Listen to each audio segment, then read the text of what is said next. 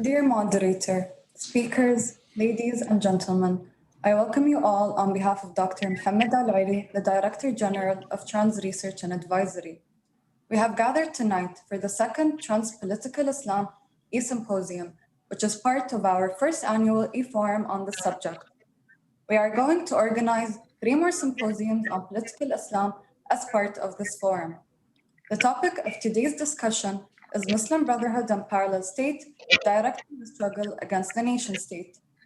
The experts gathered here today will uncover some of the mysteries around the idea of the nation state in the eyes of the Muslim Brotherhood.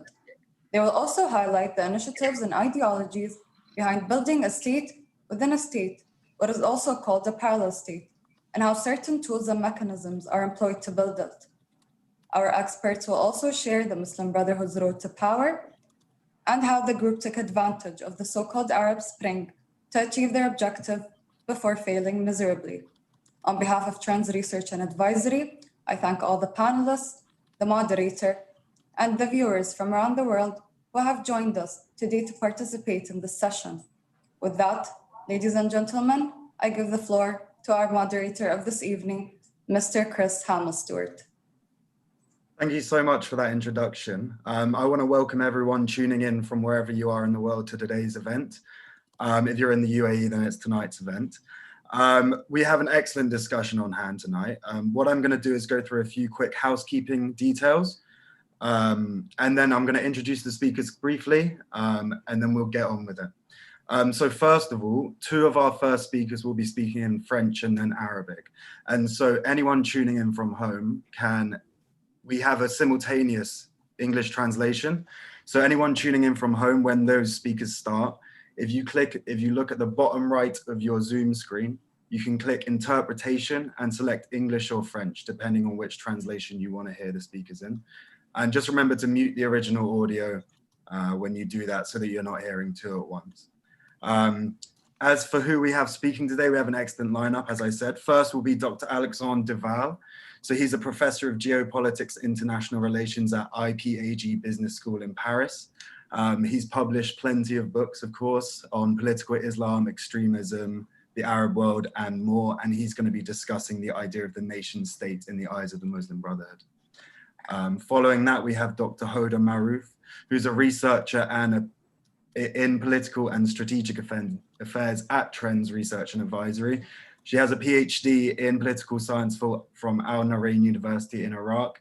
She's written a number of books, had various high-profile academic positions, and she's going to be discussing the parallel state and the tools and mechanisms used to build it by the Muslim Brotherhood.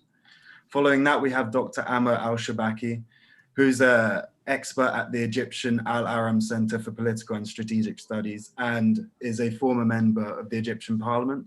Of course, he's also published a number of books, and you may have come across his work in various European and Middle Eastern newspapers. He's going to be discussing the Brotherhood experience in building a parallel state in Egypt. Following that, we have Dr. Jassim Mohammed, who's the head of the European Center for Counterterrorism and Intelligence Studies based in Germany. He runs the organization's research into extremist groups from the far right to Daesh and Al-Qaeda types of groups. He's also a former diplomat and has roughly 20 years of experience in intelligence and diplomacy. And he's going to be discussing the Muslim Brotherhood's attempt at building a parallel state in Europe. And then finally, we have Professor Dr. Martin Leiner, who's the founder and director of the Jena Center for Reconciliation Studies in Jena, Germany. He also chairs he's a chair on his university's Systematic Theology and Ethics, and in the Department of Theology, and he's also on the university's ethics board. And he's going to be discussing the turbulence caused by the Arab Spring and how the Muslim Brotherhood used that to impose a parallel state. This discussion is really important at the moment. I'm sure I don't need to remind anyone that there's a pandemic happening. And we've seen in the past during the Arab Spring and in disruptions since then that groups like the Muslim Brotherhood have always tried to use disruptions to push their own agenda.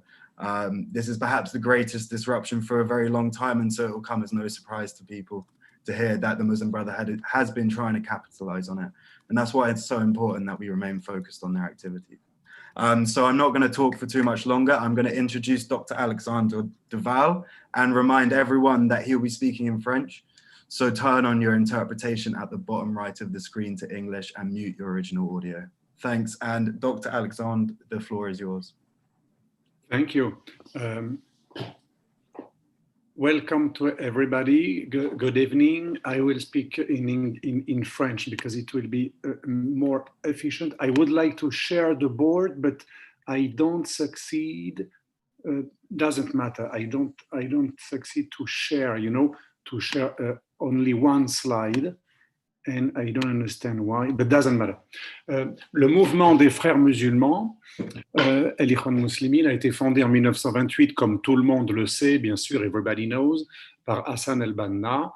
Et je vais traiter de la notion d'État-nation. Est-ce que les frères musulmans voient l'État-nation comme on peut le voir dans un État-nation rationnel normal? La réponse, bien sûr, est non. Et nous allons voir pourquoi. Alors, comme l'a rappelé la centrale égyptienne des frères au Caire juste avant le printemps arabe, il faut déjà rappeler que l'objectif fondateur premier du mouvement de M. El-Banna était l'éducation des jeunes. Il était intelligent, il avait compris qu'il fallait surtout manipuler les jeunes dans la tradition soi-disant avec le prétexte de reprendre la tradition islamique, en fait, propager une darwa, la darwa salafi, une darwa de salafi, et faire mettre à la tête de l'humanité un islam sunnite purifié, qui est leur conception salafi de l'islam, et en vue du règne universel mondial de la loi de Dieu sur terre, telle que les frères musulmans qu'enseigne la charia, bien sûr, et ceci au moyen de la reconstitution partout dans le monde un jour du califat et la destruction des États modernes. Donc une opposition, pour eux, l'islam ne peut pas accepter la nation moderne et l'État-nation. Alors là où le mouvement des Ikhwan s'est implanté, il a bien entendu pas été capable de mettre en application cet objectif et il a fallu déjà détruire, déstructurer, déconstruire les principes de l'État-nation par les phénomènes de la... Oui. Exactly, and I will explain why. Yes, do you see the translation when I speak in French? Allô? Okay. Mister, do you hear me? Pour moi, j'ai pas besoin de traduction. Vous voyez la traduction? Non, j'ai pas besoin de traduction. Je n'ai pas mis de traduction parce que je suis bilingue. Je parle français. You don't see that. I will speak in English, even though my English is not as good. And the others, they need in English if they don't see the translation? Ideally, yes.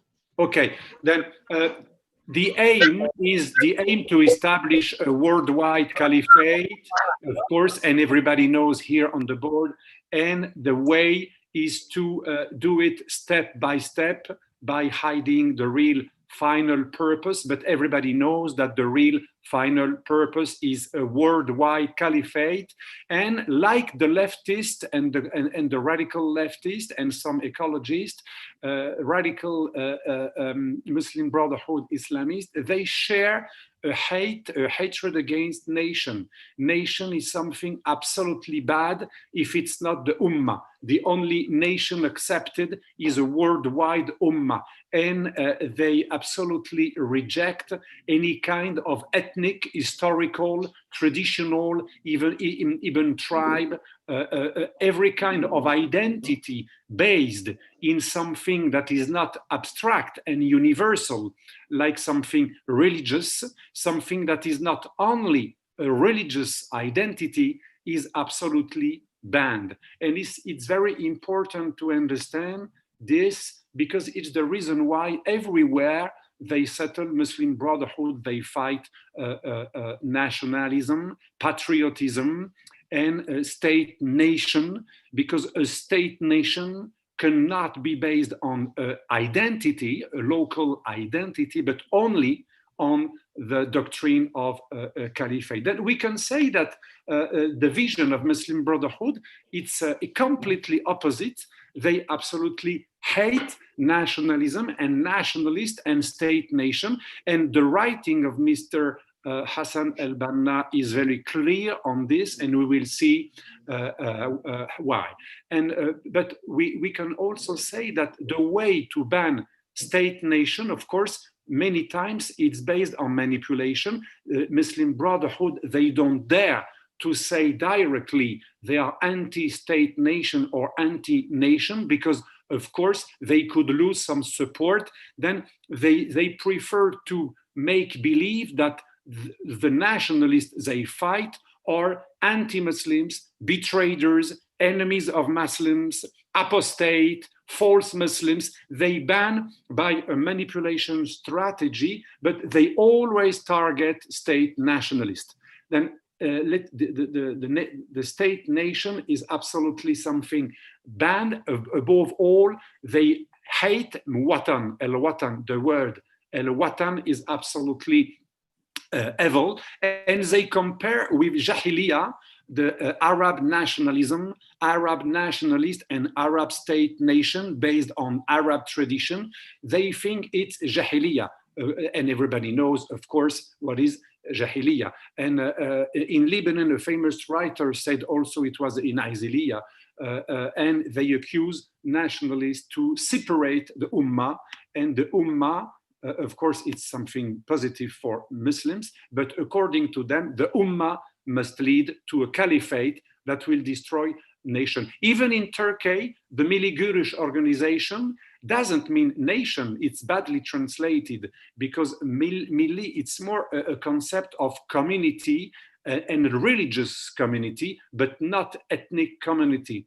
And until Erdogan, nationalists and Islamists were enemies in Turkey. The genius of Erdogan is to make believe he's friend of nationalists because he needs them for the moment in order to rebuild his imperialist neo-Ottoman Turkey. Then let's see now the project of Tamkin. The Tamkin, the planetary Tamkin, is the global project of Muslim Brotherhood, and it consists of in reestablishing the caliphate step by step. Recently, Mr. El-Qardawi mentioned, it's strange, but directly, he mentioned Mr. Recep Tayyip Erdogan as a possible new Khalif, a new Caliph. Then it's very interesting to see that Muslim Brotherhood, everybody knows they want to replace nation state by a caliphate, but they recently even began to say who could be a future Caliph able to reestablish a kind of Ottoman and Umayyad, a mix of Umayyad and Ottoman Empire. That would be led in the first step by a Turk, but why not after that by an Arab? I wanted to show this little only slide I wanted to show. Do you see the slide? I don't know if you see my slide. Partager l'écran. I put share. Now you will see. Do you see now? Not Do yet. you see now? It will be very short. Do you see it? There we go. Yeah. Yeah. Yes, on the first step, and I know you know everything of that because you are expert. But in France, in Italy, my two countries, and even in Spain, in England, and everywhere, they want to brainwash youth to make believe that if they integrate to our state nation, they are betrayed in Islam. And in order to reach this step that consists in banning the fact of loving his nation, his state nation, they began to brainwash the individual, the house, the Muslim people, the government, in order to reach on other step, caliphate, conquest on the West, and planetary final caliphate, Takmin. Then they begin at the beginning with individuals, schools, houses, families, and it's a very clever strategy because some days ago a professor was slaughtered in Paris, and you know why? Because before a Chechen jihadist did it, during many days, Muslim Brotherhood organization targeted this professor as an enemy of Islam in order to brainwash people against him, because he was a representative of a secular, traditional French nation state. Then the strategy is very clever. I call it the paranoization strategy, a strategy that consists in making believe that a state nation like France, Italy, England, even America, the Council of American Islamic Relations, this is a Muslim Brotherhood lobby in America, they do the same. They make believe that American nationalism and state nation is necessary against Muslims. They want to brainwash all the Muslims to make them believe that we are all enemies. It's a quite clever strategy because we see the result in France. The result is absolutely fantastic. In less than 30 years, they made being much more fanatized the youth than the fathers. We have many polls on it. The youth is more and more against state nation. They target French and French state nation and European state nations as enemy of Islam, and they make believe many son of immigrants that the only way to be proud and not humiliated is to reject state French nationalism. But it's the same even in other countries like Italy that is less secular. Then you will tell me when I must finish. I will just mention an important sentence of Mr. Hassan al-Banna in Dawatuna, that of course, if you are expert, you know this, but I don't see my screen. I don't know why. I must move something. Okay, I will see now. Do you see? Yes, you see. In Dawatuna, Mr. Hassan al-Banna said something very clear, that nationalists even in the Islamic world, even Muslim, even nationalists in Muslim world they make a horrible scene, a division scene, and he said they make only chaos, division, tensions inside Islam. They are the cause of all the problem of Muslims because they are patriots and they want to divide the Ummah. It's written clearly in his famous Da'watuna. And he compares Wataniya, the patriotism, as something that is anti-Muslim, and he opposes the worldwide Islamic Brotherhood.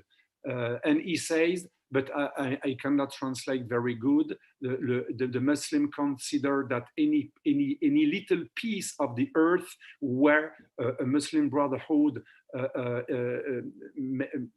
settle his fate in the religion of the Quran is the only real nation, and it's the entire earth that is his nation. But I will not translate, it will be too long, but you can check. I will let my copy. You can see many also other part of this Dawatuna when he say that the caliphate is the only body that can be accepted, and because it can gather all Muslim in one nation. Then I will conclude now by something very important. Why we face Turkish enemies now in Europe, but also in Arab countries. We have the same new imperialist totalitarian enemy, because at the beginning the two issues were already linked. When Muslim Brotherhood wanted to reestablish this caliphate, as written in Hassan al-Banna key text, it was just 4 years after the abolishment of caliphate and sultanate by Atatürk. And Atatürk was compared as a bad believer, a betrayer, an apostate. Then since Atatürk, there is a close link between the existence or the abolishment of Ottoman last Caliphate empire and Muslim Brotherhood agenda. And it's the reason why now Turkey is the new leader, even though Erdogan was not educated inside the classic Muslim Brotherhood, but why now is their hero. Qaradawi would like him to be the caliph because he wants to have a revenge against the Kemalist, Atatürkish Kemalists that were patriots. The main thing that Mr. Erdogan hates with Kemalists is that Kemalists, they are nation state patriots, nationalists. They want Turkey for Turks, and they are Turkish nationalists. He accepts nationalists only if nationalists help him to reestablish the caliphate. Then, since the creation of Muslim Brotherhood, we can conclude that Muslim Brotherhood, as well as Nazi and communist, they are against state nation. They are essentially, and it's not a judgment to blame, it's just an observation. The main totalitarianism, red, brown, and greens, Nazism, was against free nation. They invaded nation. They wanted to build an empire. Communists wanted to build another empire by destroying the state nation. And the same for Muslim Brotherhood, but also for the jihadists that also come from Muslim Brotherhood background. And you can mention also, you know, after the Arab Spring, the first thing that said the leader of Tunisia after Ennahda being elected, very strangely, what did he say in a speech? Hamadi Jebali, the first main speech he made was, we will reestablish the sixth caliphate.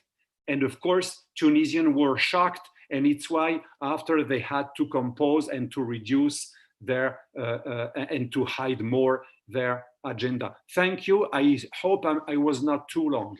Not at all, not at all. Thank you very much. It's interesting that you note the irony in Erdogan's movement where he uses these nationalist, fiercely nationalist. What did you say? It's interesting that you note the irony in Erdogan's movement where he uses the nationalist sentiment in Turkey for in pursuit of an ideal that is. But we could say the same thing in Iran.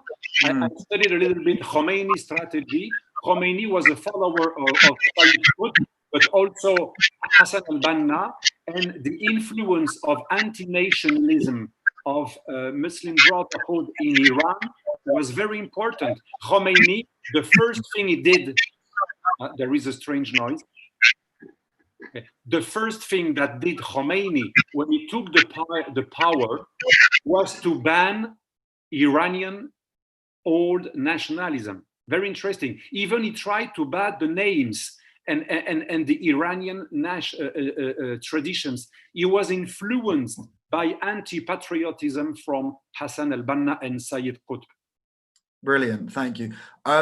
If Dr. Val, if you wouldn't mind stopping sharing your screen now that you're... Yes, sorry. Yes. Brilliant, thank you. We've had a slight change to the schedule, but we're going to be moving to Dr. Amr al-Shabaki. As I said, he's an expert on Egyptian policy and strategy, and he was a member of the Egyptian parliament. So Dr. al-Shabaki, if you could take it away. Thank you. Good evening, everybody. I was very happy with the French of Mr. Alexander, but he didn't. Dr. Shabaki, looks like we're having. We don't hear. Yeah. You don't hear? There is an echo. Yes. I'm currently not hearing anything from Dr. al-Shabaki. I will try again. 1 second. Okay. Looks, Dr. Amr, do you hear us? Did you hear me now? Looks like it looks like we're having a little bit of technical issues on Dr. al-Shabaki's Dr. Al-Shabaki's You stream. don't you hear me? Perhaps, Dr. Deval, if you could explain a little more about how Turkey is pursuing these Muslim Brotherhood goals while we wait for Dr. Al-Shabaki to sort out his audio. Okay, yes, you can interrupt me when you want. Yes, Erdogan, we must understand that Erdogan, it's false that it's false when people say that the Muslim Brotherhood. At the beginning, he comes from Milli Görüş, that is very close, but it's a typically Turkish Islamist movement with a Turkish Ottoman agenda. It's a mix of Ottomanism and Muslim Brotherhood, but it's specific. But he's very clever. He used Fethullah Gulen movement to get to the power, and Sufi built Brotherhood like Naqshbandiya, Sulaymanjiya. But when he didn't need anymore Fethullah Gulen, he replaced them with Muslim Brotherhood, and the more he was fighting first friends like conservative and Fethullah Gulen, the more he began to be closer to Muslim Brotherhood. But there is a strange noise when I speak. I don't know. He is more and more openly the new godfather of Muslim Brotherhood. Why? Because the strategy quite clever. He knows that Arab and Turks are not the same. He knows that many Arabs still remember the Turkish colonization. He knows that many Arab nationalists don't want to be submitted to a new Turkish Ottoman Empire. And like Iran, they use Muslim Brotherhood, Hamas movement, and Palestinian issue to please to Arabs. The strategy consists in becoming the hero of Muslim Brotherhood, and the heart of Muslim Brotherhood is Hamas Palestinian movement. Then by defending Palestinians against Israelis, by defending Hamas and even Islamic Jihad and other Palestinian terrorist organization, he wants to make believe that he is more a pro-Palestinian even than Arab themselves. And it allows him to accuse Arabs to betray Palestinian. It's very clever.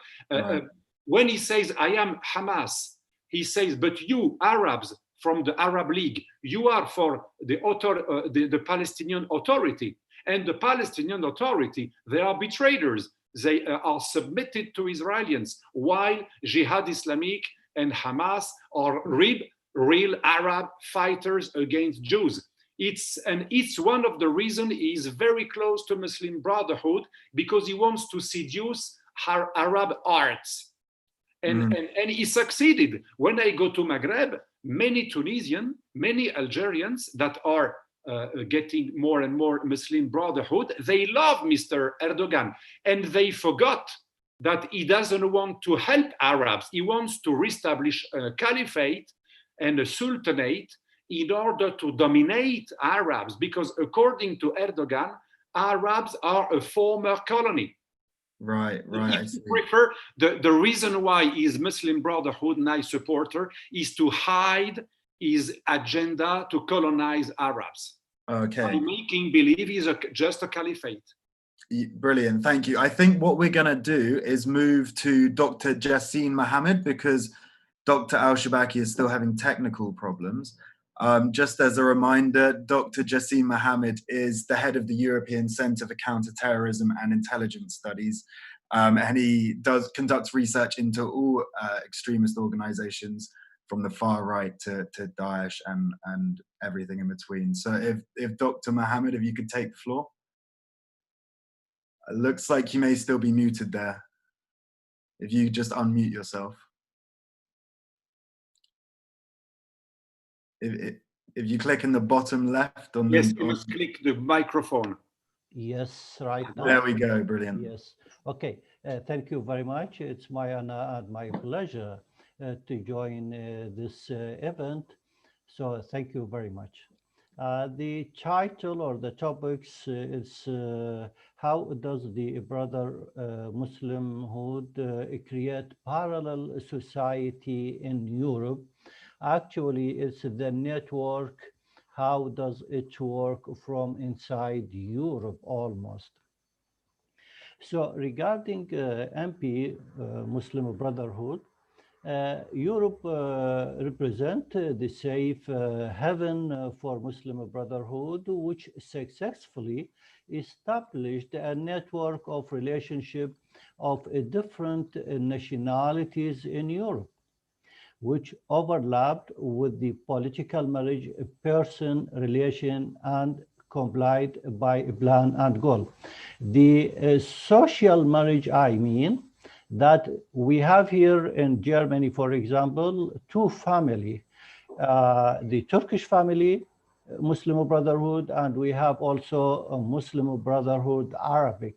Those, there is a social connection and even marriage connection between those family.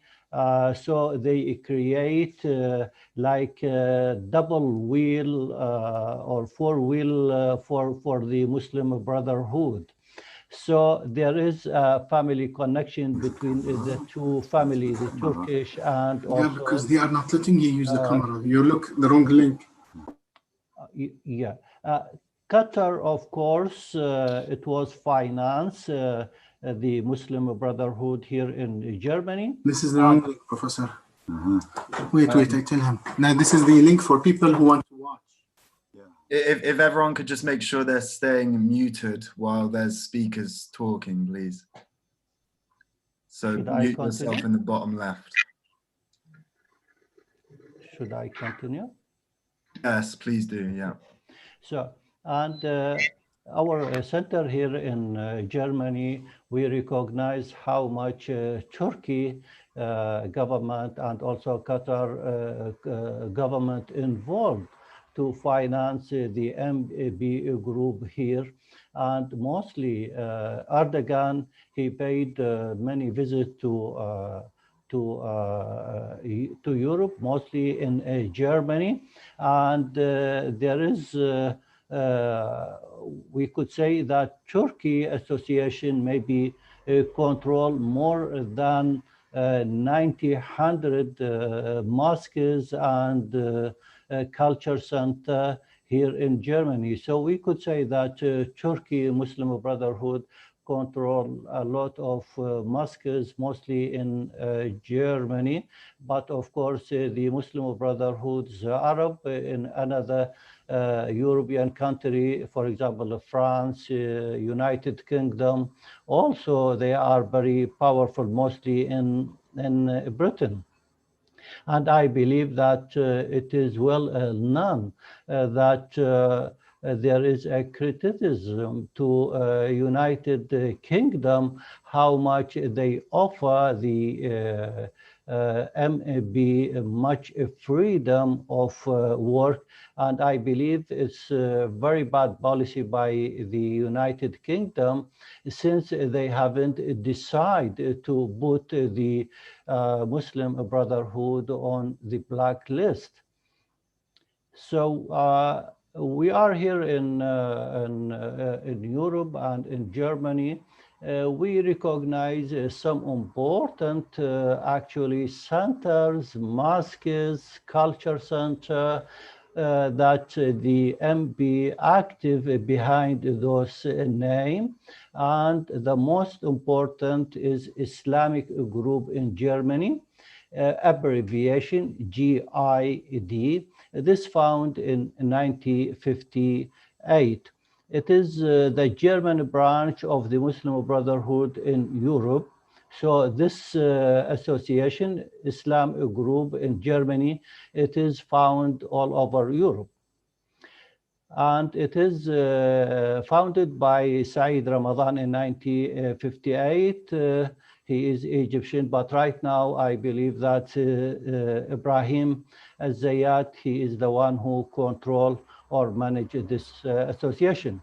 The second one, we have the League of Muslim in Belgium, abbreviation LMB, the historical front of MB in Belgium, founded in 1997.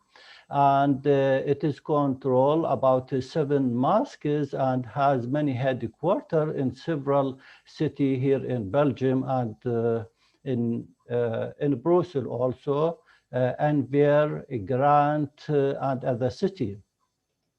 We have also Association of the Muslim Community in Netherlands, which was founded in Hague by Yahya Boufaya in 1996. This association is organized as the Europe Trust Netherlands. This is the name.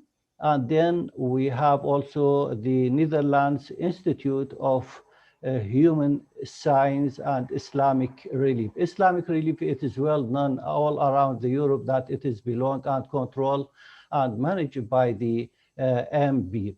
We have also the most association in Britain, Muslim Association of Britain, MAB. The front of MAB was established by Kamal Halbawi in 1997. Right now, Mr. Halbawi, he is out of this network, of course. Has reminded that representative of MB in Europe for a long time. We have in Italy, Union of Italy Islam Organization and Community, abbreviation UCOII, is also the official representative of the member of Muslim Brotherhood in Italy. We have the most important things, or maybe the most important question: how does the Brotherhood create parallel society in Europe? Of course, here in Europe, it is well known that they have a double stance.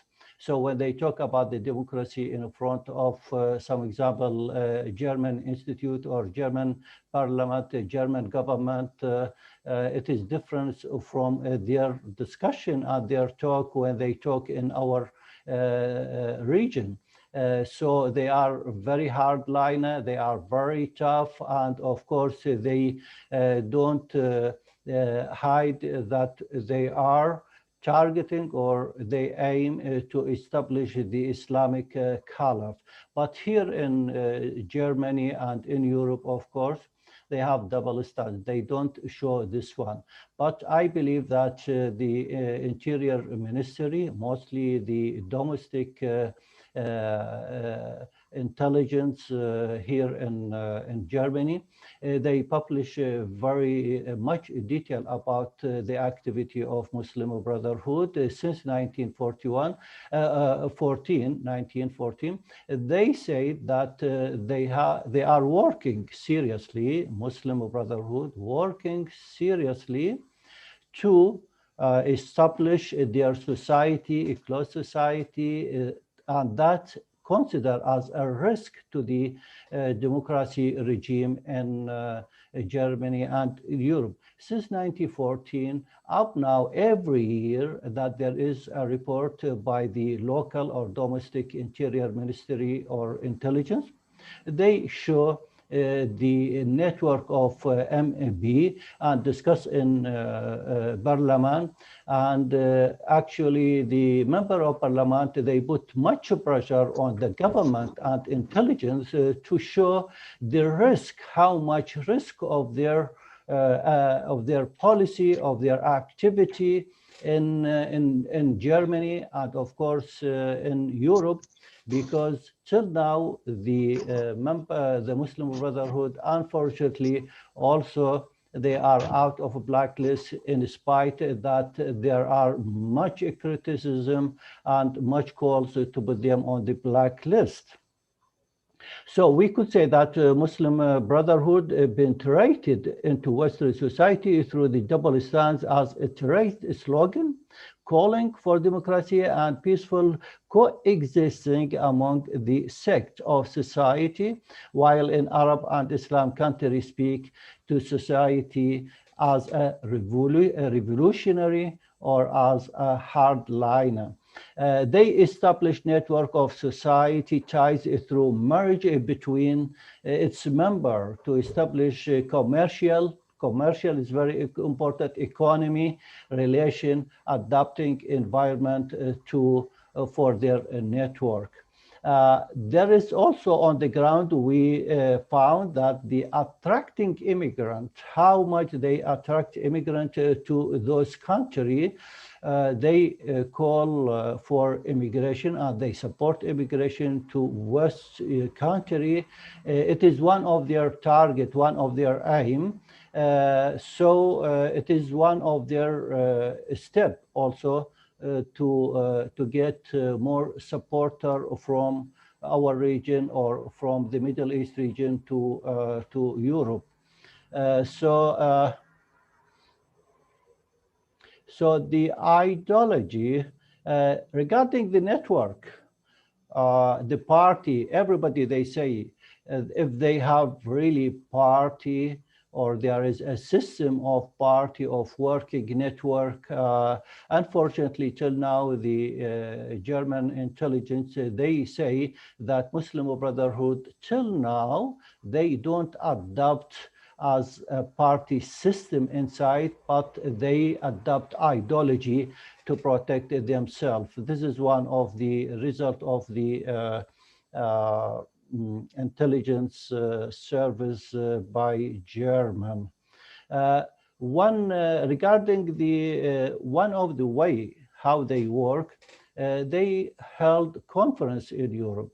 And I believe that in Paris, Paris shows many event, many form for this event. The form of Union of Islam Organization, UOIF, it is the front of MB in France. The form of the Union of Islam Organization, the front of the member Muslim Brotherhood, is held annually and attracts about 170,000 visitors. So this event is annually held in France, and more than 170,000 visitors, political, religious, are organized this form. This is really as annually traditionally by the Muslim Brotherhood. Union is an Islamic organization in France designated as a terrorist group. Manuel Valls, the former French prime minister, warned of the Salafi who have taken the union as a pretext to influence the youth in the slums. In July 2017, some leader of Muslim Brotherhood held meeting group camp in Turkey capital Ankara. The meeting brought together Muhammad Hussein, Secretary General of Muslim Brotherhood, and Muhammad Hikmet Walid, Comptroller General of Syrian Muslim Brotherhood, and other Muslim Brotherhood leader to discuss how to deport MEB member from Qatar to Turkey. Sources said that the meeting saw emphasis on the start of the deporting plan of those members. So I will not talk much. The last point, if you allowed me, is the classification of Muslim Brotherhood as a terrorist group or put on a blacklist or embargo. The West has three reasons to ban Muslim Brotherhood. The first, they are the main sources of extremist ideology used by terrorist groups. Many of top of Qaeda leader, particularly Ayman al-Zawahiri, originally he is from Muslim Brotherhood. Third, the history of Muslim Brotherhood is full of violence, terrorism, and political assassination, and recently anti-state operation in Egypt. So I believe that right now, Europe, mostly Britain, I believe they need to take the decision to show the risk of Muslim Brotherhood network in the society. And of course, maybe the European Federation also should take also a further step. I believe that European right now, they are suffering from terror and radicalization. And we see that every day there is some terror operation. Last one, it was in France. So I believe that European, they should take also a very good policy to combat terror, including the political Islamists like Muslim Brotherhood. Thank you very much. And I'm sorry, maybe I took much of time. Thank you. Not at all, not a problem at all. Thank you very much. I'm sure we'll come back to the Muslim Brotherhood in Europe later when we have questions. But thank you very much for your talk. We're going to move now to Dr. Martin Leiner. Hi there.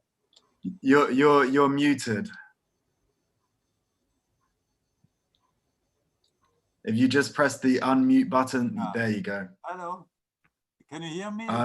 Yeah, no, I don't hear you, Dr. Leiner. Can't you hear me now? It should function. Yeah, I see you talking, but there's no audio right now. But we hear. You hear me? Hear him. Who is hearing me? Yeah. I hear you. I hear you very well. You as well? Yeah, I'm not getting any audio from Dr. Now I hear you also. We hear. Yes. I hear everybody.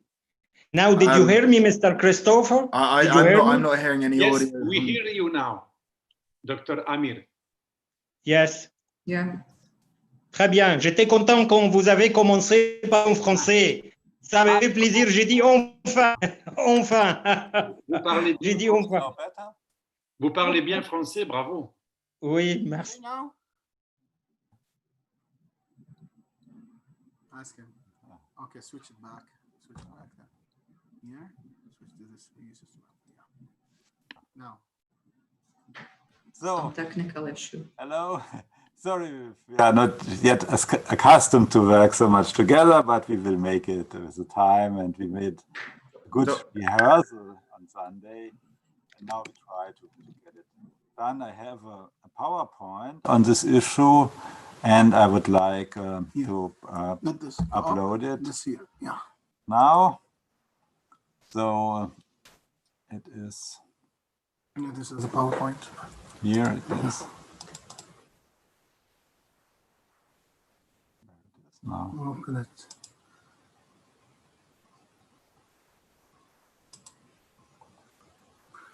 Or reopen it, Professor. Yeah, click PowerPoint. Here's a PowerPoint. Mm-hmm.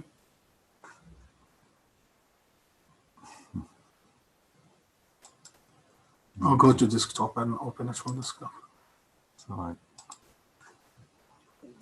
So we have here the PowerPoint. Still stuck. Let me help you. Just a moment. Still keep sitting. Which one is it? Here. Yeah.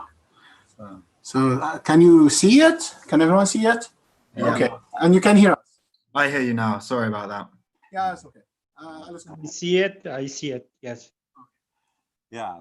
So sorry for those technical problems. They will be resolved in the future better. Now, I wanted to talk to you about the turbulence of the Arab Spring and Brotherhood's attempts to impose a parallel state. This is my topic, and I would like to discuss this first of all about some introduction and definition. So I will focus on Egypt in my presentation. And I want to talk about the developments in 2011, since the Arab Spring, not the periods before, but 2011 to 2013 will be the main period I will focus on. And the reading I want to present will be based on a philosophical distinction in political philosophy between a kind of power one, power as domination, repression, in German Herrschaft, Domination en français, which is more the tradition of Max Weber or Carl Schmitt. Here the definition of power is that you can get obedience for any things you order. You order something, and if you have the power, you can really achieve that the others obey. And the other thing is a power. Second definition is power. Sorry, you must speak closer, because when you go out, we don't hear. I'm already speaking quite loud, yes, but okay, I will. Thank you for when you move, we don't hear. Sorry. Thank you very much. So the second form of power, which links power to possibility, potentia in Latin, it means that you create possibilities together, having and using possibility together. You have more power if you have more possibilities together. And this is a notion of power which is, for example, developed by Hannah Arendt or by Paul Ricoeur, talking about pouvoir en commun. You can do something together. And normally in a state you have both. You have this domination to really to restrict things, but you have also this possibility to do things together. And normally this possibilities to do things together should be the normal life, and this what is happening in cooperation together. And domination is more for an extreme situation where you need really to stop violence, to stop uprising, to stop people from doing criminal things and so on. Or in war, you have also this power one situation. And my thesis is that the Arab Spring inspired the hope of having more possibility of acting together. This power two type, and less domination repression. This was this hope of a democratization and an opening up of the society. And the Muslim Brotherhood in Egypt profited from this hope, but in the end misread and limited it. Together with increasing violent opposition against Muslim Brotherhood from the military on one side and also from the civil society and the more secular elites, those misreadings led to a return to a power as domination type of power in the end, and to a destruction of the parallel state of Brotherhood the Brotherhood had attempted to impose by an even more type 1 type of government we have now with the government we have in Egypt. So this is the argument, and now more for details. So it's about the Arab Spring 2011, then the election of Morsi 2012, and the military coup in 2013.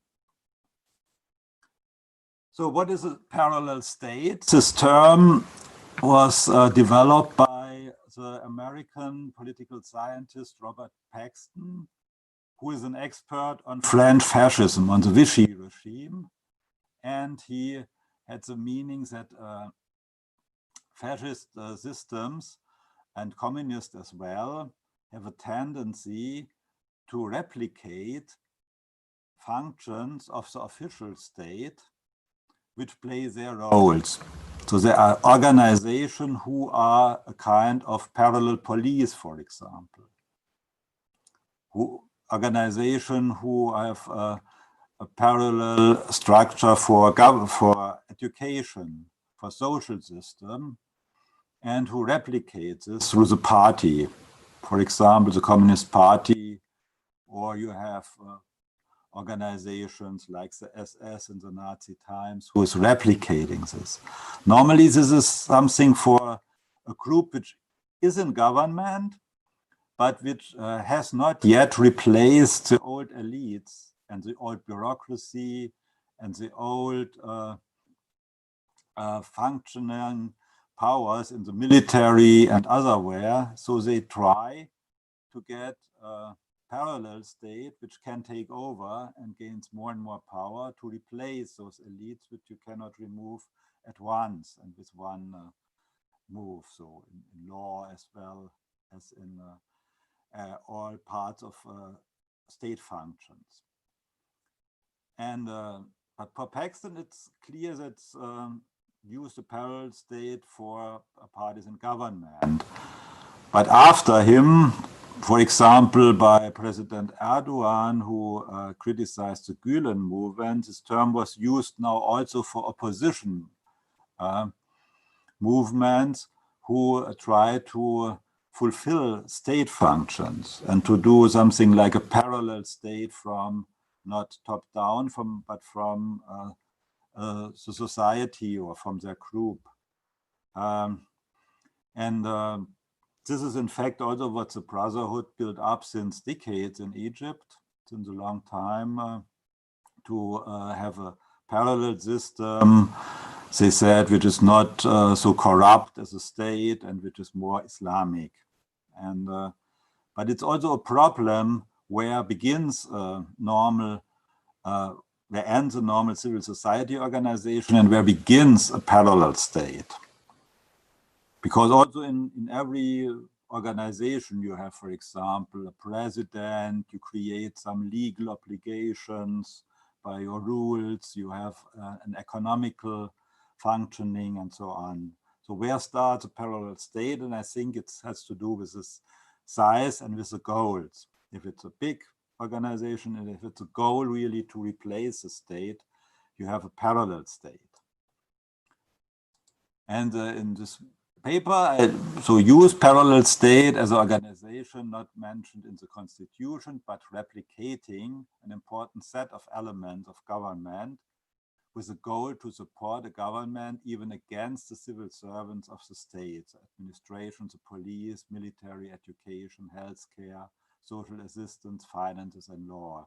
And this was the situation also in Egypt, that there was a developed parallel organization who had to struggle with the organization still in power, which came from the old Mubarak administration times.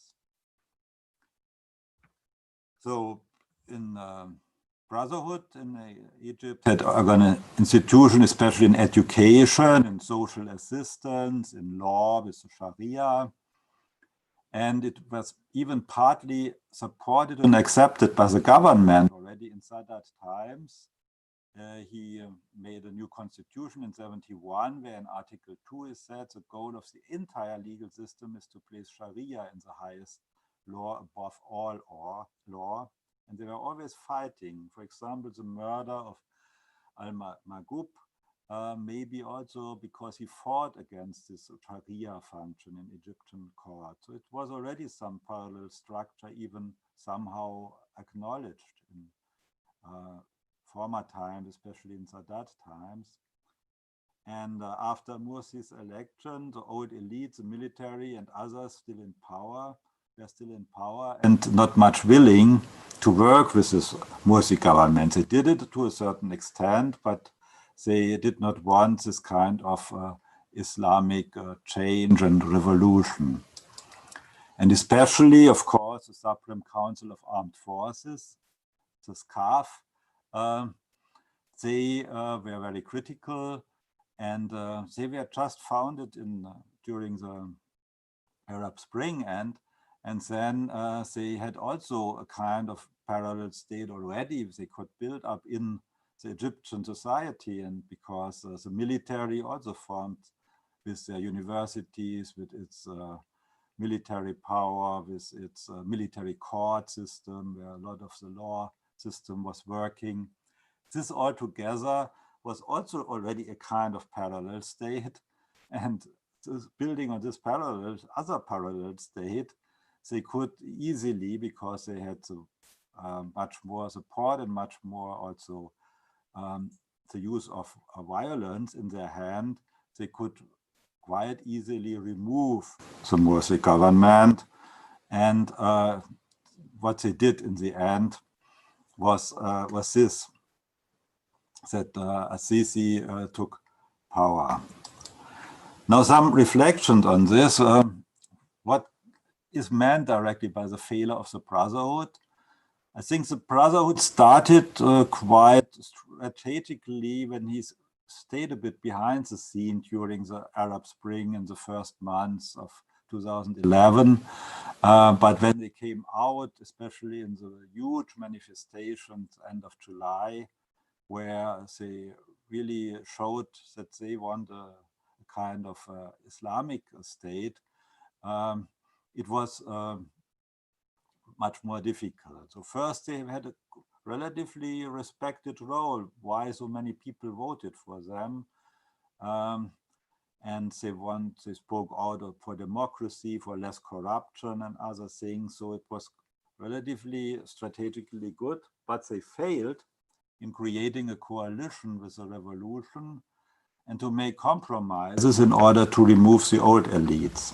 And the old elite were still there, and therefore those old elites in military, bureaucracy and economy, although they made not peace with them and connected somehow with them and tried more and more to impose parallel structures and their structures to fight the structures of the state. And this led in the end to the failure of the Brotherhood as a democratic or possibly democratic rule. But what could have been done? Egypt is a country that's very difficult to rule because power as domination functions quite well, as long as you have the factors of power behind you, like the military, the police, administration, the public opinion. But this means more or less to impose a point of view, and this point of view is either more secularist or more religious. And this is a dilemma behind the Egyptian policies. Go towards globalization and modernity, or Islam seen as a homogeneous, quite traditional society, as the Brotherhood advocates it. So President Nasser and Sadat tried already to mix repression with some compromises with the Brotherhood. But this also did not really succeed. For example, in the book of Jürgensmeyer, Professor Ibrahim said to him, everybody was in the end against Sadat, maybe because precisely he tried to please everybody. So there is so much tension in the society. Or Morsi changed his discourse before the second round of elections in Egypt and claimed to be a president for all Egyptians. He paused even functions and membership in the Brotherhood. And again in 2015, Al-Sisi said, we are all Egyptians. So they tried to connect. There are attempts from different political camps to make something like a stronger coherence in the society. But the society is in a kind of intractable conflict, modern versus religious in Egypt. There has been a violent history of repression of Brotherhood, and is still now, also after Morsi. And there's also violent radical groups in the Muslim Brotherhood built on ideologies such as Farage or Qutb, which are very violent and radical. So it's a kind of violent habitus of dealing with conflicts. And we have a typical intractable conflict with high level of mistrust, low level of communication, cooperation and compromise, and high security costs in Egyptian society.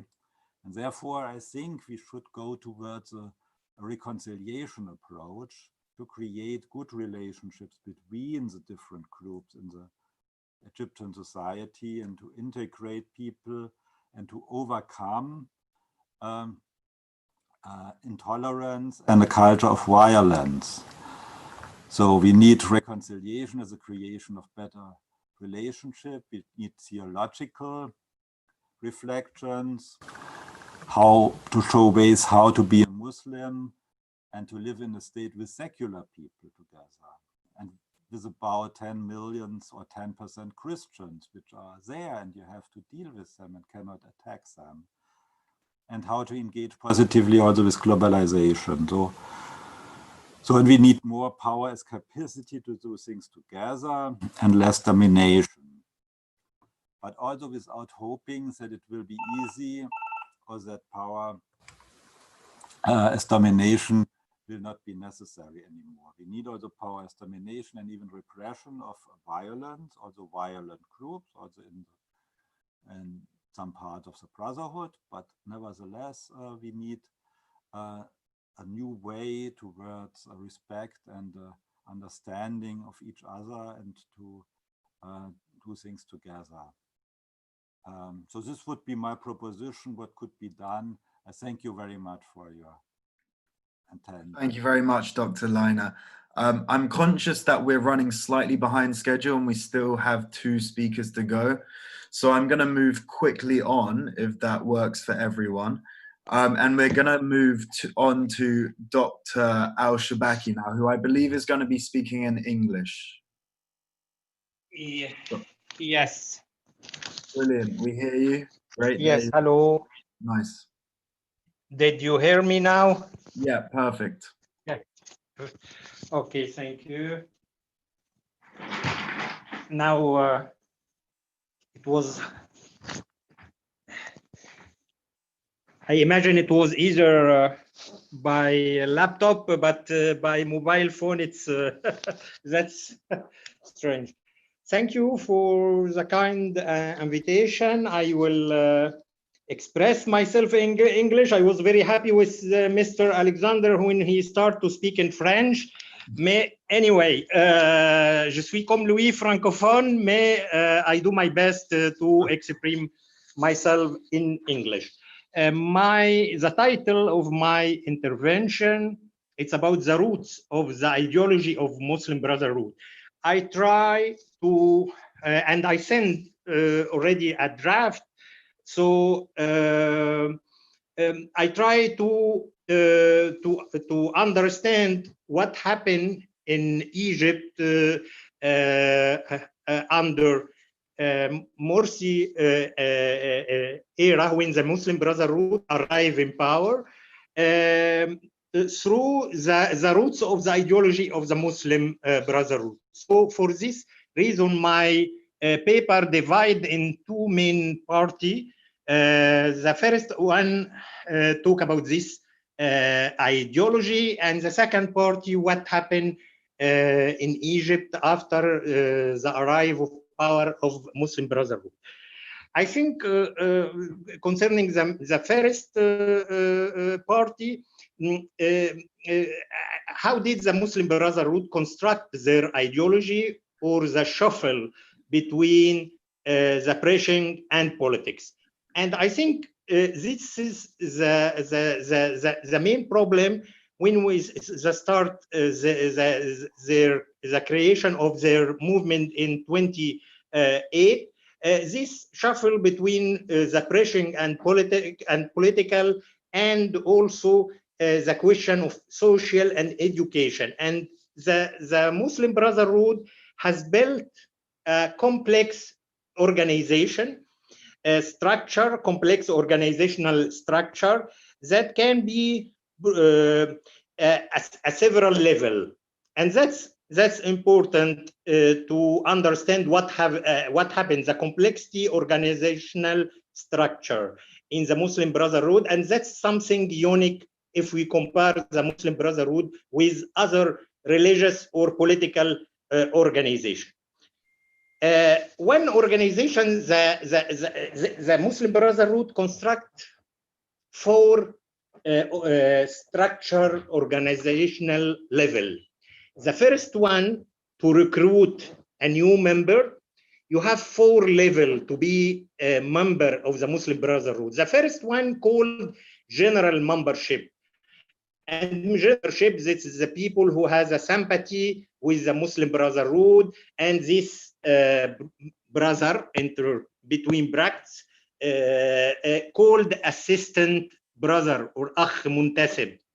The second level is brother membership, and this brother, it's affiliated brother, akh muntasib. It's called akh muntasib, and he's became closer to the organization and he has a possibility to move under the name of the Muslim Brotherhood, but he not yet became what we called the working membership. That's the third level.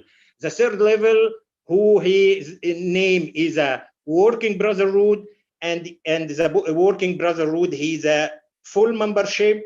He pay a quotation, and for this reason, we have a lot of discussion in Egypt about the real number of the Muslim Brotherhood. Somebody sometimes say it's 2 million. Not true. Yes, if we can account the sympathy of the Muslim Brotherhood, what they called assistant brother, Akh Musaid, he's not really a real member. Yes, we can talk about maybe 1 million less or more, but the working brother, the real working membership, it's never plus than less than 100,000 membership. It's around 70, 80,000 people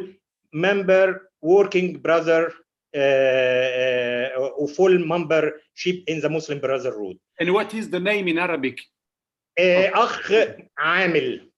Amil, okay. Oui, voilà.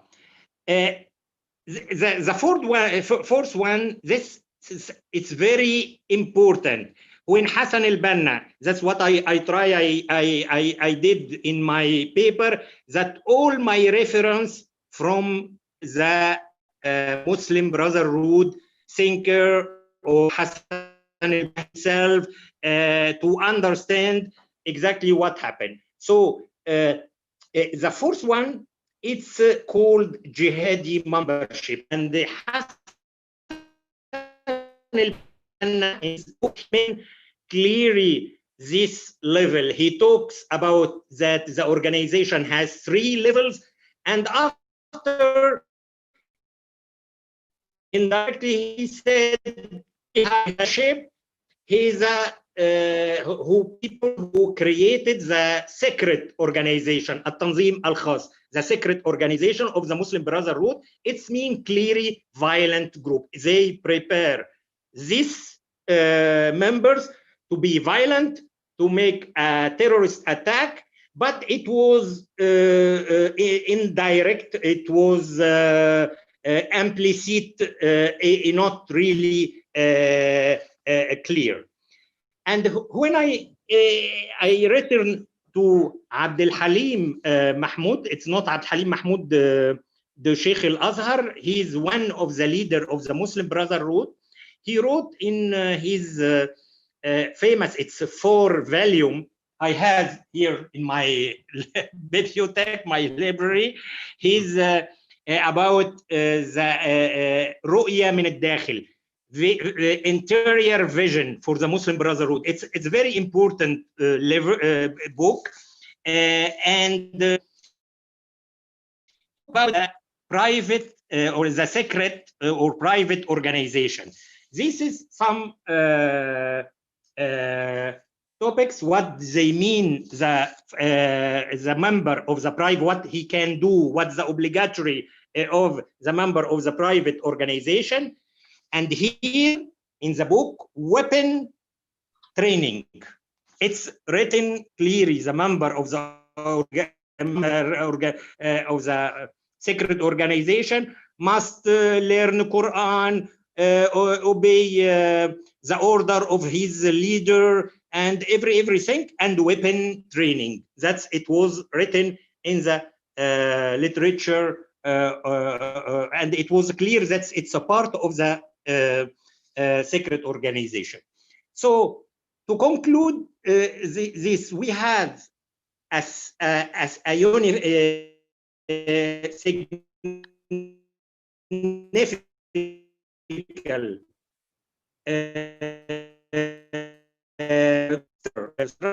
Brotherhood. It's not one level. When they recruit somebody, it was not like a political party or through platform or a political program or political platform. No, you must stay as an assistant member, and few years you became working before affiliated brother, and the third step, it's working brother. And finally, we can prepare you if your leader believes that you are able to make a violence, to pratique la violence, you became member in jihadi as a jihadi membership. So to understand what happened in Egypt and in the other country, we must, I think, understand the complexity of structure, organizational structure of the Muslim Brotherhood. It's not one structure. It's multiple. It's and also has a violent aisle or a group prepared to make a violence. So this issue with this kind of organization, the Muslim Brotherhood arrived in power in Egypt, sure, through elections, but not as a political party.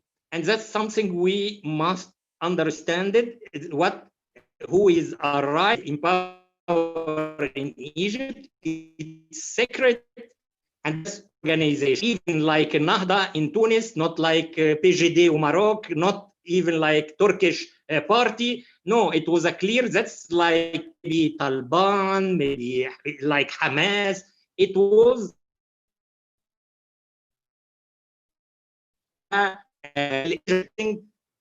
I was member in the committee of who write the constitution in Egypt, the last one, the civil one, and we insist to put it's allowed to accept a organization in the political sphere. For this reason, what happened in Egypt, it was not a political party not political Islamic party arrive in power. It was a religious organization. Didn't accept, they refused the Muslim Brotherhood to legalize their movement when I was in this time MP in the parliament, and the majority was a Muslim Brotherhood, and I try with many colleagues to ask them to legalize this movement as a NGOs, as an association, or as a political party completely separated from the religious association. That's something we must understand, it that the Muslim Brotherhood stay in power 1 year, and they refuse to legalize their movement. And that's something strange, because under Mubarak, when we discussed with them, they told us no, the regime and Mubarak never accept that the Muslim Brotherhood. If we try to create a party, they refuse also. But when they take the majority in the parliament, and after they win in the elections as a presidential, they refuse to legalize their movement. So that's the first issue. The second issue, I don't think it's possible in any democratic country or any country try to start a democratic transitions to accept a religious party as a part of the political sphere.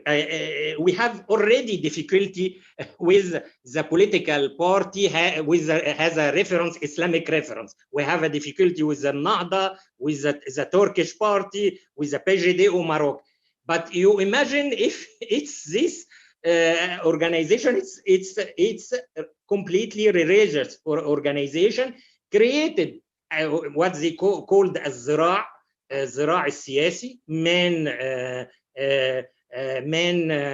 political man or something like that. It's party integral, parti integral of the organization. It was really something in a country like Egypt, when the people, the Egyptian, some of the Egyptian people voted for Morsi.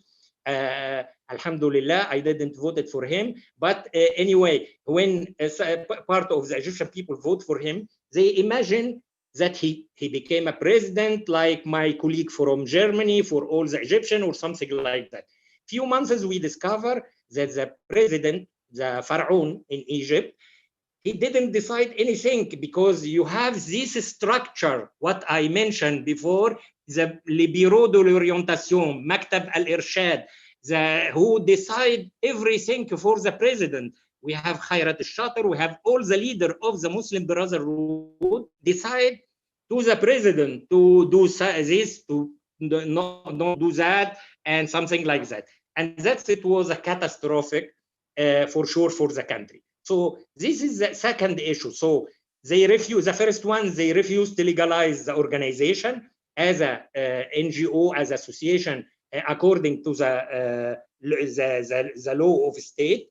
And they refuse to separate their political party from the organization. It was integral party for the organization. I mean, the party really doesn't exist. Who decide everything? It's the organization of the Muslim Brotherhood, and not really a political sphere. Sure, the constitution, that's, we must also know that constitution was written in 2000 through the majority of the Muslim Brotherhood, has 3 clear articles.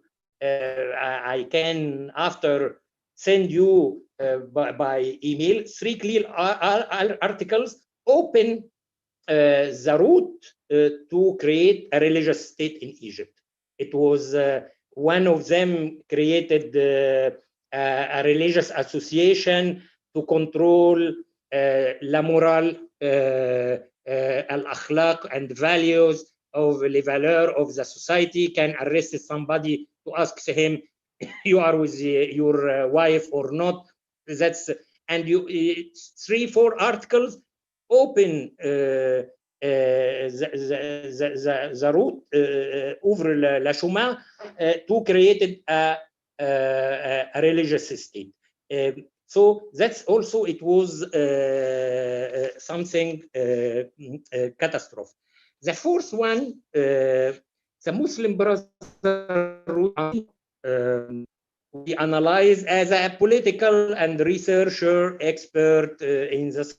Yes, maybe we have some organization in Egypt, and like Al Jihad, it was a violent, and Jama'ah Islamiyya. Jihad assassinated Sadat. Jihad, it was created influence, impacté by Sayyid Qutb doctrine, and he became more radical. Had make a auto critique, make what we called in English re-evaluation of his experience, and they published Jihad and Jama'ah Islamiyya in '97. Many books to say we stopped the violence. It was a mistake. We make a lot of mistakes. Even the radical or the violence or the terrorist organization make this autocritique or criticize their experience, and they publish a book. It was by Al Jihad, by example, 7 famous books said, yes, we stopped the violence, and Jama'ah Islamiyya the same. For the Muslim Brotherhood, starting 28 until now, they never said we committed a mistakes, or we has a problem, or we need to re-evaluation of its thinking or our mistakes. Never happened. The Muslim Brotherhood, I talked about the member of the Muslim Brotherhood. Everybody less the Muslim Brotherhood, new man, but I talk about the Muslim Brotherhood as an organization. sometimes we consider as a sect, close, never make any criticize their experience. He said, yes, we make a mistake in this time, and also if the Muslim Brotherhood not happy with the current regime in Egypt, yes, maybe we can understand, but why they were problem with Mubarak, Sadat, Nasser, and even the monarchy. Even the monarch in Egypt, you remember the member of secret organization assassinated the premier minister in Egypt in 49, Nukrashi Basha, 48, sorry, and 49, Hassan al-Banna was assassinated. So 48, they assassinated the premier minister. I mean, they were a big problem and affrontation with the monarchy, with all our Republican regimes, Nasser, Sadat, Mubarak, until now. So, I mean, I don't think all this experience and all this leader very bad, and the Ange, the Muslim Brotherhood, they didn't make any mistakes. So this is the fourth one, that the Muslim Brotherhood never recognize their experience, their mistakes in the history. To conclude and to finish, I think we cannot accept, because now I know now it's impossible to make any reconciliation with the Muslim Brotherhood, but in the future, that's what I am afraid. I think for this reason we put in the constitution the main issue we cannot accept, not only in Egypt, in any other country, religious organization as a political actor. It's not allowed by the constitution, by the law. We cannot accept that. And I think it was a big mistake to integrate the Muslim Brotherhood as a religious actor, as a religious organization in the political sphere. I think it's finished. Yes, for sure, we have to deal with the political party, has a Islamic reference. It's more complicated and more sophisticated, but I think the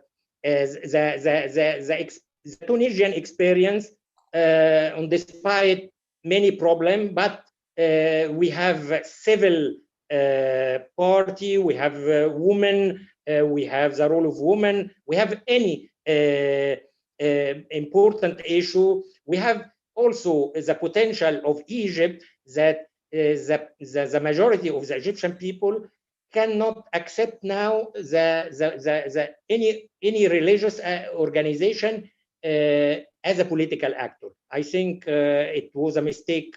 We start to accept them under Sadat in the 70s, and he pays the price when he accepts the Muslim Brotherhood as a religious organization or as a political actor. I think this is finished, and it will never be allowed again. And when you take from the Muslim Brotherhood their major forces, that's the religious argument and the vague discourse and all this issue, I think the Muslim Brotherhood will be part of our history, le passé, the past, and not the future. And thank you. I would like to thank you, and I stop here. And sure, we can hope we can exchange email to discuss more, and we can send also my my working paper if you didn't receive it. Thank you. Thank you so much, Dr. Amr. We only have 25 minutes left, so I'm going to quickly move on to Dr. Hoda Maruf, and hopefully we'll have about a quarter of an hour at the end for some more general questions. Dr. Maruf is one of Trends' own researchers. So I'm just going to hand the floor over to her right now and remind everyone that she will be speaking in Arabic. So if you click down on the bottom right on interpretation and select English, if you don't speak Arabic, and click unmute original audio, then you'll be able to understand her for anyone tuning in. Yeah, okay. السلام عليكم، مرحبا جميعا. أنا سوف أتكلم عن الدولة الموازية، الآليات والأدوات التي تعتمدها أو التي اعتمدتها جماعة الإخوان المسلمين.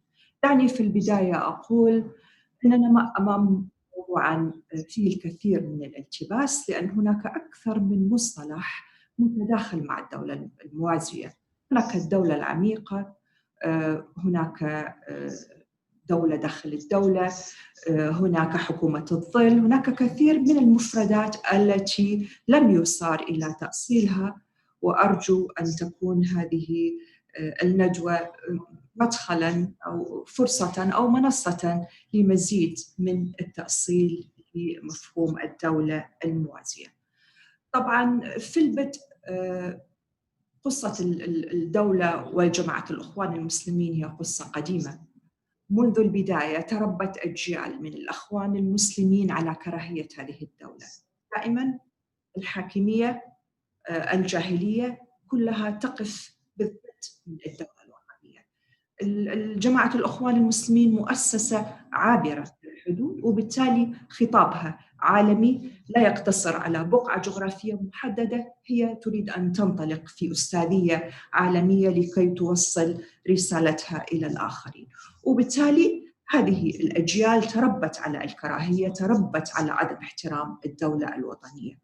ولنقل أنه عندما أسس حسن البنا في عام 28 هذه الجماعة كان تدرجياً، كان متدرجاً، بدأ من التغيير الاجتماعي وقال بالتغيير الاجتماعي الذي هو منطلقاً وأساساً، وطالب بمجموعة من الإصلاحات والتغييرات متأسياً بمن سبقوه ومتأثراً بمن سبقوه من الإصلاحيين الذين قالوا بضرورة الإصلاح وتجديد المجتمع الإسلامي وتجديد حياة المسلمين.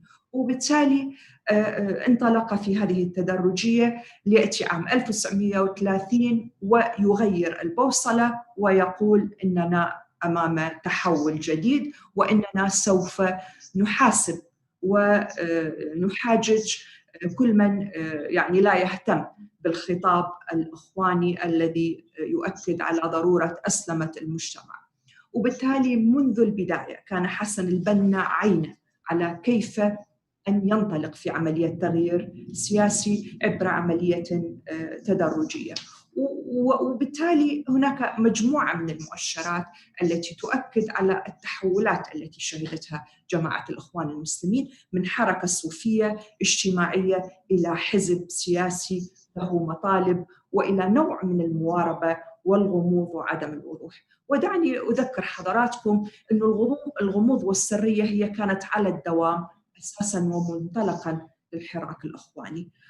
ويعني حقيقة كما قال الدكتور شوبكي أنه ماذا حركة اجتماعية تؤسس ذراعاً عسكرياً؟ لماذا هذه إذا كانت هي حركة يعني اجتماعية خدمية، لما تأسس هذا الذراع العسكري ولأي سبب إن لم تكن هناك أغراض محددة أساسية مستقبلاً لما سيكون عليه مستقبلاً لكي تكون بمثابة وزارة أمن أو جهة استخبارية تساند مشروع الإخوان المسلمين. إذن انطلقت حركة الإخوان لكي تتغلغل في داخل المجتمع بمؤسساته المختلفة العسكرية والاجتماعية والاقتصادية والشرطوية وإلى آخره، وتتمدد داخل المجتمع عبر مؤسسات خدمية.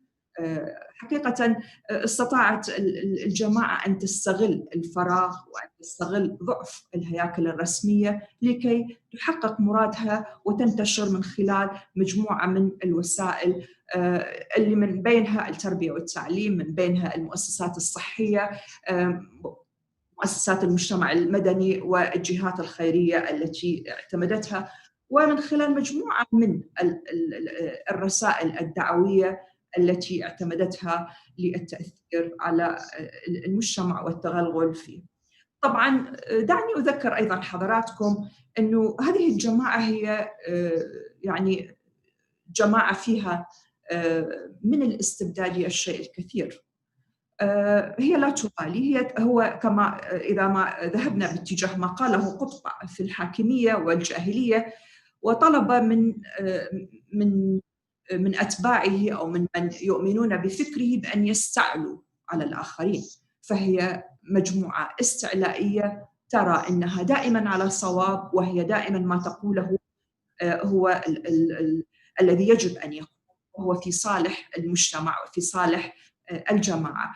وبالتالي هذه الاستعلائية ولدت هذا الغرور وهذه القسوة وهذا الوهم أيضا في نفس الوقت. وبالتالي هي جماعة واهمة كانت تعتقد أنها عندما ستكون في السلطة تستطيع أن تنجز الكثير والكثير، ولكنها عندما أضحت في لحظة معينة أمام يعني المسؤولية وفي دائرة المسؤولية، اكتشفنا أنها كانت أكثر استبدادية من كثير من الاستبداديين، من النظم الاستبدادية التي انتقدتها هذه الجماعة في لحظة معينة. إذن هي وقعت في نفس المطب الذي قالت إنها سوف تتحرر منه وسوف تعيد الاعتبار للإنسان وللحرية وللاقتصاد وللاجتماع ولكل الفئات المهمشة التي تعاني من كثير من الأمور في لحظة معينة. إذن نقول إنهم أسسوا هياكل موازية للمجتمع وتغلغلوا في داخل المجتمع. وأيضا أريد أن أشير، وهو يعضد هذه الفكرة هنا، هو مبدأ السمع والطاعة. عليك أن تنفذ وتنفذ بدون أن تناقش، وعليك أن تتبع وتسمع. وبالتالي نحن أمام هذه المؤسسة التي يجب أن على الدوام أن نقول نعم لها بدون أن نناقش، لا يوجد اعتبار للرأي والرأي الآخر. وأيضا فيما يتعلق بهيكلية الجماعة، فهي قد بنيت لتكون على شكل دولة، رأسها المرشد الأعلى ولديه صلاحيات كبيرة وواسعة جدا، وهو يمثل، إن نستطيع إن أردنا أن نقارن نقول إنه كأنه يمثل الرئيس في النظام الرئاسي الأمريكي. بالتالي هو حر طليق يفعل ما يشاء وعلى الآخرين أن يتبعوه. ثم يأتي مكتب الإرشاد كمؤسسة تنفيذية، ثم مجلس الشورى كمؤسسة تشريعية، والهياكل الأخرى التي تتعلق بالمؤسسات الأخرى التي هي النساء والشباب والمجتمع والاقتصاد وإلى آخره، التي تعضد هذا المشروع الإخواني. إذن أسلمة المجتمع، اختراق المجتمع، وهذا التكوين، وهذه المجموعة لديها هذه الذراع العسكرية التي تستطيع من خلالها أن تغير المعادلات، أن تتدخل هنا، أن ترسم الصورة بحسب هواها وبحسب اتجاهاتها. كانت هناك مجموعة من القنوات حقيقة اللي اعتمدتها جماعة الإخوان المسلمين في بناء الدولة الموازية، ما يتعلق منها بالتربية والتعليم، وتدخلت في التربية والتعليم سواء بتكوين منظومتها التعليمية الخاصة أو من خلال اختراق التعليم الرسمي وبث المعلمين والمدرسين في هذه المؤسسة، أيضا من خلال العمل عن قرب، دائما قريبين من المجتمع، يساندون ويعرضون كل الحاجات ويقدمون كل الخدمات. وبالتالي الدولة غائبة والإخوان موجودين في الساحة يتحركون، وكان هذا عامل جذب بالنسبة لتشكيل الحشد الشعبي لهم. أيضا اخترقوا منظمات المجتمع المدني وتلاعبوا بهذه المنظمات، ويعني كان لهم حضور في النقابات وفي مؤسسات أخرى كثيرة ما يتعلق بالشباب ومؤسسات مهنية. وأخيراً وليس آخراً أيضاً السيطرة على وسائل الإعلام. ووسائل الإعلام يعني هي مفتاح وبوابة ومنصة جداً مهمة للتأثير في المجتمعات وتشكيل الاتجاهات المجتمعات. ثم أيضاً نتذكر الآن نحن أمام إعلام افتراضي، وبالتالي أنت تجلس على خلف لابتوب وتستطيع أن تتحرك وتجول في كل أنحاء العالم، تشكل وترسم الصور وتقدم رسالة تؤثر فيها على هذا وذاك. وأيضاً وأخيراً نشر الثقافة الشعبية التي تقول بالرموز والروحانيات وإلى آخره. ودعنا يعني نؤكد أن المجتمع المصري هو مجتمع متدين، السواد الأعظم يتأثر بهذا الخطاب الذي تقدمت به جماعة الإخوان المسلمين. إذن مؤسسة ربت يعني من ينتمي إليها على هذه الكراهية وعلى هذه الاستعلائية، وهي تسعى إلى أن تغير هذا المجتمع وأن تحقق الأستاذية وأن تنتشر انتشاراً عالمياً وأن تحقق حلم الإخوان بتشكيل دولة يهيمنوا من خلالها ويقدموا رسالتهم ويعكسوا توجهاتهم. وبالتالي يعني لا نستطيع أن نقول أنه هذه الجماعة هي جماعة بريئة، هي تتشابه أيضاً من حيث اتجاهاتها وتنشئتها مع الدولة الطبيعية.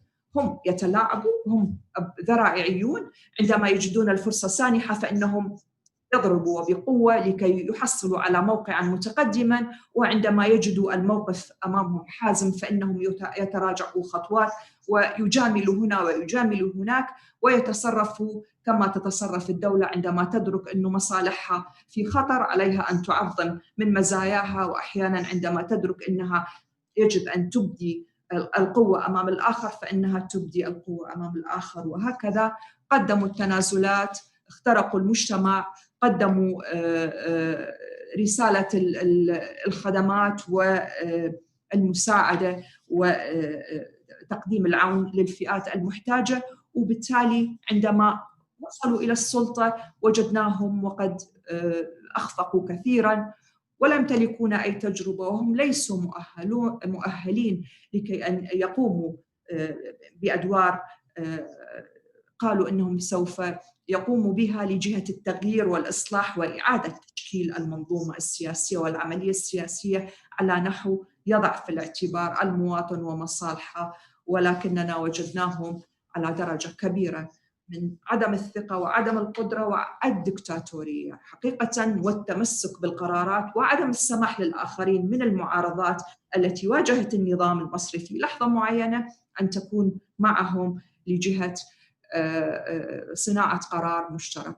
وأيضا كما قال أحد المتداخلين أعتقد الدكتور ألكسندر أنهم يسعون إلى التمكين هو المقصود به، أنه كيف نستحوذ على السلطة وكيف نعيد تشكيلها لكي يكون الصوت الواحد هو الصوت الإخواني، هو الصوت الحاكم المتنفذ، وبالتالي ما عداه لا يسمع ولا يعار له أهمية.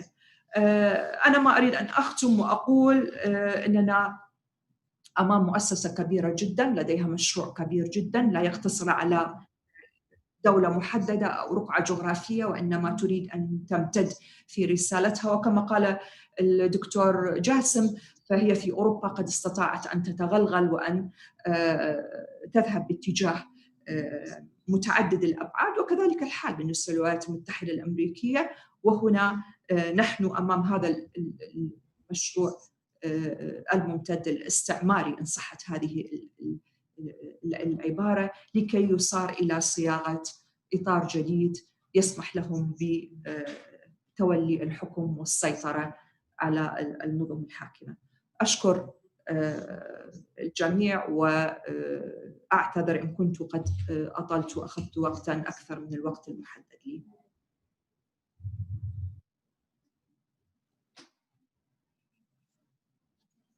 No, not too much time taken at all, but we have about 10 minutes for questions. So perhaps we could just launch straight into the first one. And this is a general question. So whoever wants to go ahead and answer it can just pretty much jump straight in. Has the Brotherhood's decline ended the pursuit and idea of a parallel state, or is it still an ongoing project? Whoever wants to answer can just jump in.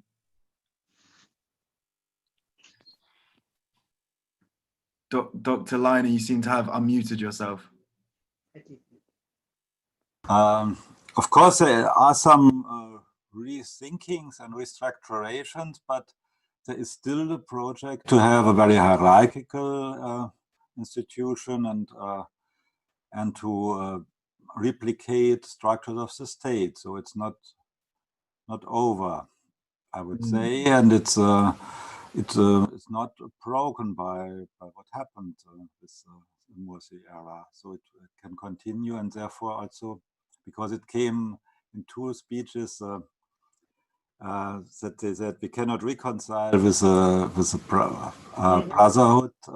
I would just make it clear what I think the reconciliation should be with the people who were voting for the Brotherhood.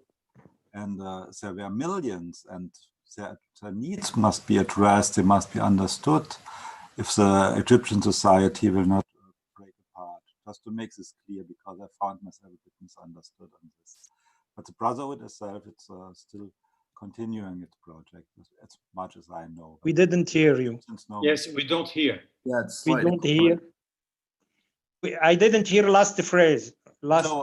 I think that the project was not abandoned by the leading members of the Brotherhood. But maybe some of you know it better.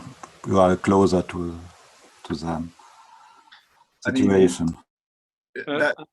I have a question to Dr. Amer. Is possible? Sure, go ahead.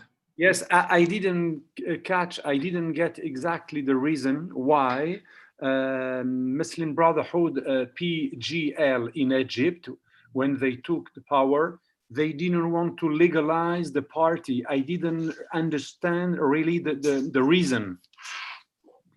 Yes, they didn't legalize the organization. The organization is not, sorry. The organization. The party, it's not important. For which reason? For which reason they didn't want? For sure, they didn't say clearly that. No, what they said? They said because we are a unique organization. We cannot be similar with a sample association of civil society. We are superior because the organization has political, social, educational, charity rules. So they said clearly what she said, الاستعلاء in Arabic, and that's the word. If we can translate it, it could be very useful because it's quoted in Sayyid Qutb, the book of Sayyid Qutb, الاستعلاء الإيماني. الاستعلاء, because we believe we are superior from other people or other organizations. That's, they said, we are not similar. No, we are not like the others organization. For this reason, we refuse. And would you kindly send me in our written conversation the term you said in Arabic? It's possible. Okay, with pleasure. Avec plaisir. Oui, parce que je suis pas sûr de pouvoir le retenir. C'est possible de me l'écrire en lettres latines et arabes. C'est possible? Avec plaisir. En fait, ça justifie l'idée de suprémacisme. Alors, en fait, suprémacisme. Exactly. It's exactement. It's very important. Thank you. Yeah, thank you. Thanks for you. Okay, thank you, guys. And we have another question here, and perhaps Dr. Mohammed could address this.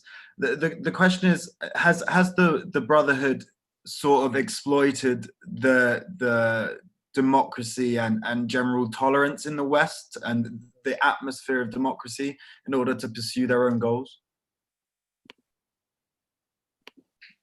You're muted, Dr. Mohammed.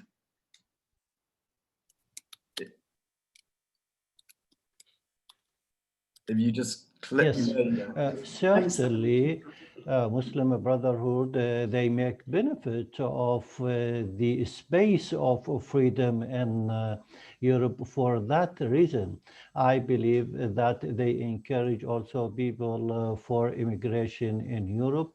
So in Europe, they are active, and right now I believe they consider Europe is the most important, maybe more than Middle East or maybe more than other region, since they have there between perhaps its empire, their Islamic or Muslim Brotherhood empire in Europe.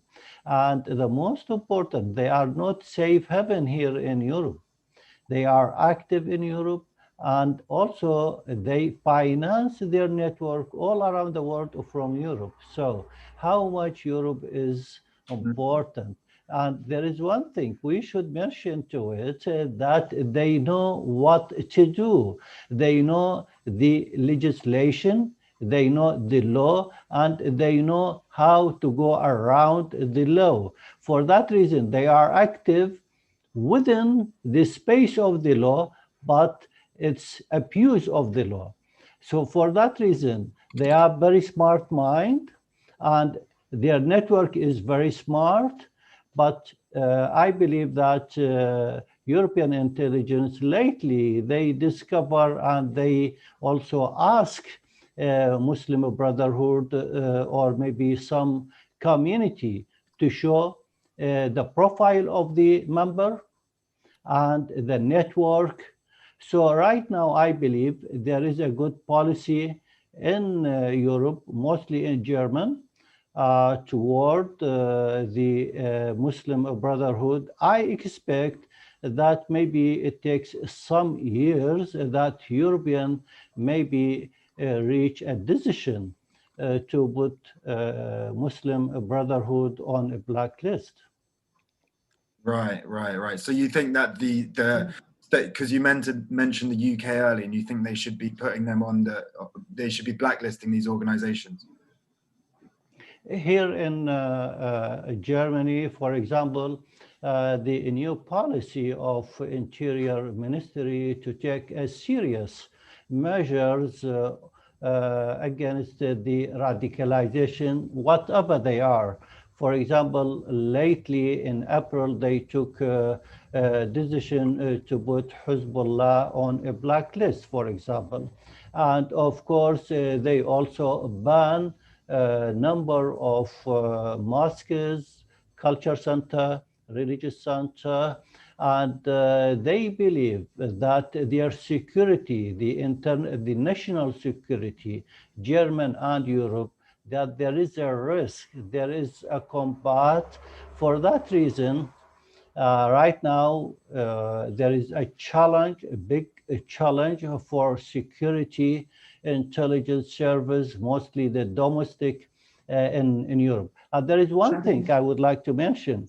Before, everybody, they believe that the terror and radicalization is imported from Middle East or from Southeast or from around the world. But right now, Europe, it's local risk of radicalization inside Europe. This is the most important. So the most important is not to counter terror. Right now, I believe we have radicalization. We need how to face radicalization socially. Socially, it's very important, very important. So I believe this is the new challenge for the Europe. Okay, thank you very much. Dr. Maruf, it looked like you wanted to cut in there. Did you have any remarks on the question?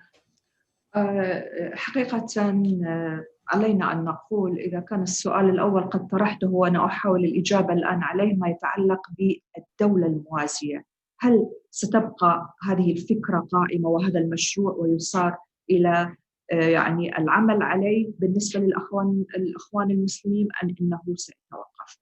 طبعاً الحقيقة جماعة الإخوان المسلمين هي جماعة تلاحق أهدافها بشراسة وبقوة، وبالرغم أحياناً عندما نأتي لنستذكر الوقائع التي مرت بها هذه الجماعة نلاحظ أنها رغم فترات من الملاحقة وخلال تحديداً خلال فترة الرئيس الراحل جمال عبد الناصر وعديد من القيادات قد دخل السجن أكثر من مرة وخرج ودخل وهكذا، ولكننا نجد أن هؤلاء عندما يخرجوا يتابعوا أهداف هذا المشروع ويتحركوا باتجاه تحقيق ما قد رسم لهم وأهدافهم التي تبنوها.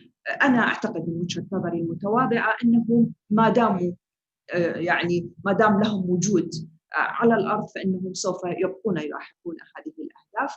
وكما أشار الدكتور الشبكي أنه يجب أن يصار إلى رفض الإسلاموية رفض تسييس الإسلام بهذه الطريقة التي تقدمها هذه الأحزاب بطبعتها السنية والشيعية على حد سواء. ونحن هنا نتحدث عن الإخوان المسلمين، أي أن لا يصار إلى أن يدخل حزباً يتبنى أفكاراً دينية إسلامية أو أيا كانت في ظل المعطيات والظروف التي تعيشها المنطقة، وخصوصاً نحن منطقة عانت كثيراً من الإرهاب ومن تحديات الإرهاب وما بعد الإرهاب من سياسات وتبعات اجتماعية واقتصادية وثقافية وأخلاقية وإنسانية. نعم. Okay, thank you very much. Looks like we just have 1 minute left, so I'm going to rush through the sort of closing remarks here. I want to thank all of the speakers so much for coming along and sharing your views. It's been a really valuable conversation. I also want to thank Trends for putting on the symposium, and there's been a few minor technical errors, but they resolved them really quickly, so well done to those guys. I also would be remiss not to mention that they have another event next week at the exact same time, so 7 p.m. UAE time. And this discussion will be on the US presidential elections coming up, of course, looking at the possible transformations of the US policy towards the Middle East. So tune in for that. I'm sure it'll be an excellent discussion. Thank you again to everyone tuning in from wherever you are, and to all the speakers. And please have a great evening. I know it's 9 o'clock in the UAE, so rest up, I suppose.